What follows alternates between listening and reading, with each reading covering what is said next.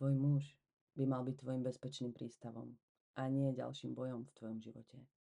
Pretože žiadna žena tu nie je od toho, aby každý deň bojovala tam vonku so svetom a potom sa vrátila domov a čelila ďalšiemu konfliktu, ďalšej bitke, boju, hádke a tak ďalej. Úplne stačí, že zápasíme s diskrimináciou v práci, s nerealistickými spoločenskými ideálmi krásy, bojujeme s našimi biologickými hodinami, s našou menštruáciou a predovšetkým so starými ranami, ktoré sa ešte nestihli zahojiť. A to nehovorím o tom, ak máš deti.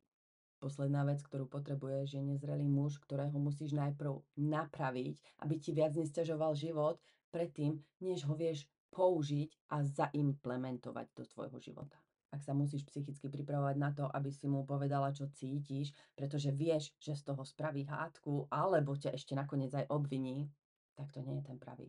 Ak sa snažíš vysvetliť mu svoje pocity alebo názor a on ti na to povie, úplne preháňaš, alebo robíš z komára somára, ukazuje to, že on tvoje vnímanie vôbec nerešpektuje a predovšetkým, že ešte emocionálne vôbec nedospel. Ak pri ňom musíš neustále chodiť po špičkách zo strachu z jeho hnevu, čo je mimochodom tiež emocionálne násilie, tak to nie je ten pravý.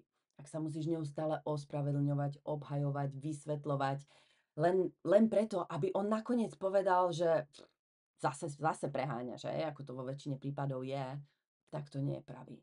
Ak sa pri ňom cítiš vyčerpaná, ale v jeho neprítomnosti si konečne môžeš vydýchnuť, tak to nie je láska.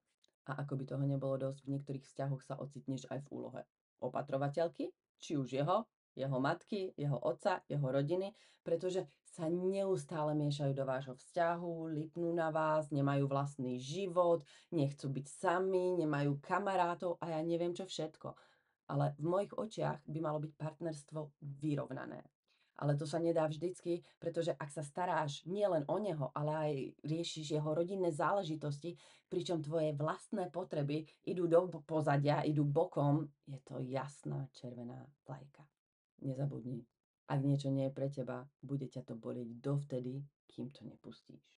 Vzťah by mal byť tvojim domovom a nie ďalším miestom, kde musíš byť v režime prežitia, v alárme a tak ďalej. Vôbec.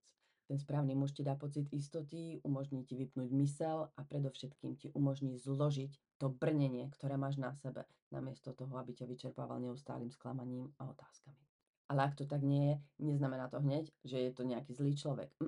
Niektorí muži bojujú s toľkými vnútornými démonmi, že už len byť v ich prítomnosti znamená byť vtiahnutá do ich bojov. Ale vec, že ty ho nemôžeš zachrániť tým, že dovolíš, aby ťa stiahol so sebou. To nie je tvojou úlohou a tvojou úlohou ani nie je skúšať to. Ak ti neprináša tento vzťah nič iné ako stres, manipuláciu, emocionálny chaos, je čas sa konečne pustiť. A nie, neznamená to, že si slabá. Znamená to, že si pochopila, že je lepšie vzdať sa ilúzie o jeho potenciáli, ilúzie o tom, čo si vytvorila do budúcnosti vo vašom vzťahu, než obetovať zvyšky svojho vnútorného pokoja.